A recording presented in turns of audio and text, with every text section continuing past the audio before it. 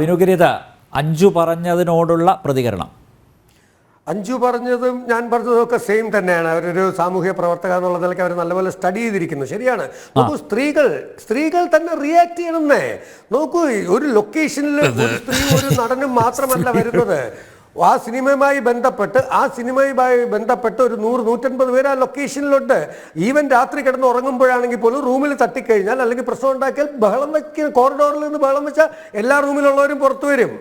ഇനി അവരവരെ സൂക്ഷിക്കാൻ പഠിക്കണം, അല്ലാതെ മറ്റുള്ളവരെ പരാതി പറയും. കാരണം അതാണ് ഞാൻ പറഞ്ഞത്, 5 കൊല്ലം കഴിഞ്ഞ് മറ്റൊരു കമ്മിറ്റിയുടെ മുമ്പിൽ പരാതിയായി പോകാതിരിക്കട്ടെ, അതിന് നമുക്ക് പ്രാർത്ഥിക്കാം. അല്ല വിനുഗിരിയത്തെ, ഇവിടെ ജസ്റ്റിസ് ഹേമ തന്നെ പറയുന്നുണ്ട്, ആ റിപ്പോർട്ട് പറയുന്നുണ്ട്, ഈ നടി ആക്രമിക്കപ്പെട്ട സംഭവം എന്ന് പറയുന്നത് ഒറ്റപ്പെട്ടതല്ല. അതുപോലുള്ള പല സംഭവങ്ങളും മലയാള സിനിമയിൽ നടന്നിട്ടുണ്ട്. പക്ഷേ എത്ര സംഭവങ്ങൾ പുറത്തു വന്നു, പുറം ലോകം അറിഞ്ഞു. എന്തുകൊണ്ടാണ് അറിയാതെ പോയത്? അത് വളരെ ഒരു ന്യായമായ ചോദ്യമാണ്. നമുക്കറിയാം, പണ്ട് ഇത് ആദ്യമായിട്ട് നമ്മളൊരു സിനിമയിൽ കേൾക്കുന്ന സുമൻ എന്ന് പറയുന്ന നടനിൽ നിന്നാണ് നമ്മൾ ആദ്യമായിട്ട് കേൾക്കുന്നത്. അദ്ദേഹം ജയിലിലും കിടന്നു അന്ന്. ഇന്ന് ഹോൾഡ് അനുസരിച്ച്, രാഷ്ട്രീയം അനുസരിച്ച് രക്ഷപ്പെടാൻ സാധിക്കുന്ന ഒരു കാലഘട്ടത്തിലാണ്. എല്ലാവർക്കും ഒരു രാഷ്ട്രീയമുണ്ട്.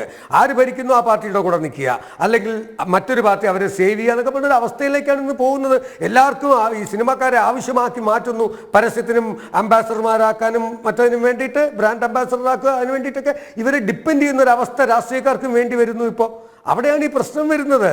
നിയമം എല്ലാവർക്കും ബാധകമാക്കി നോക്കിക്കേ, എത്ര വലിയവനോ ചെറിയവനോ. അതുകൊണ്ടാണല്ലോ ഇപ്പോൾ ഇത് പുറത്തു വരാത്തെന്താ? നല്ലൊരു ശതമാനം വലിയവരായിരിക്കുന്നുള്ളതുകൊണ്ടാണ് ഇത് പുറത്ത് ആരുടെയും പേര് പറയാത്തത്. എന്തുകൊണ്ട് ഇവർക്ക് തന്നെ പറഞ്ഞുകൂടാന്നുള്ളതായിരുന്നു ഞാൻ ചോദിച്ചൊരു ക്വസ്റ്റ്യൻ. അത്രയും വലിയ ഇഷ്യൂ ഇതിനകത്തുണ്ടെങ്കിൽ.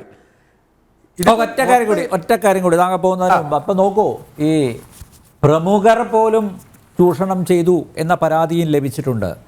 പ്രമുഖർ, നമ്മളൊക്കെ പിന്നെ എന്താ പറയേണ്ട, ആരാധനയോടെ നോക്കിക്കാണുന്നവർ പോലും ചൂഷണം ചെയ്തു എന്ന മൊഴി, പരാതി കമ്മീഷന് ലഭിച്ചിട്ടുണ്ട്. ഈ കമ്മിറ്റി മുമ്പാകെ വന്നിട്ടുണ്ട്. അതിൽ നിന്ന് വ്യക്തമല്ലേ ഇത് ആർക്ക് വേണ്ടിയിട്ടാണ് ഇതെല്ലാം ഹൈഡ് ചെയ്തതെന്ന്? യെസ് അത്രയുള്ള അതിൻ്റെ ഉത്തരം. ഓക്കെ വിനുഗിരിയത്ത്, വളരെയധികം നന്ദി ഇത്രയും സമയം ഈ ചർച്ചയിൽ പങ്കെടുത്തതിന്.